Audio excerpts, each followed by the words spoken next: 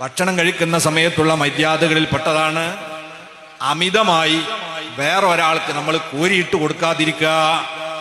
സാധനമൊക്കെ കയ്യെത്തുന്ന ദൂരത്ത് വെച്ച് തിന്നോളി എന്ന് പറയാം. നമ്മളെ വകയിൽ എന്ത് ചെയ്യരുത്, ചില ആൾക്കാരെ 10 രൂപ വാരിട്ട് മുറിച്ചിട്ട് തിന്നൂടിയാട്ട് എന്ന് പറഞ്ഞിട്ട് വലിയലോണ്ടൊരു കറി.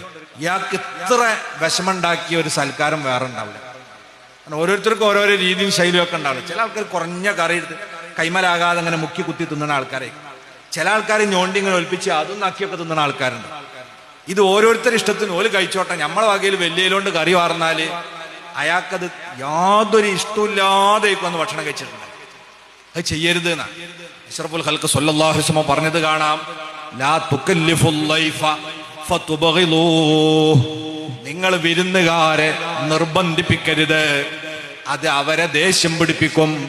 വിരുന്നുകാരൻ ദേഷ്യം പിടിച്ചാൽ അല്ലാഹു ദേഷ്യപ്പെടും.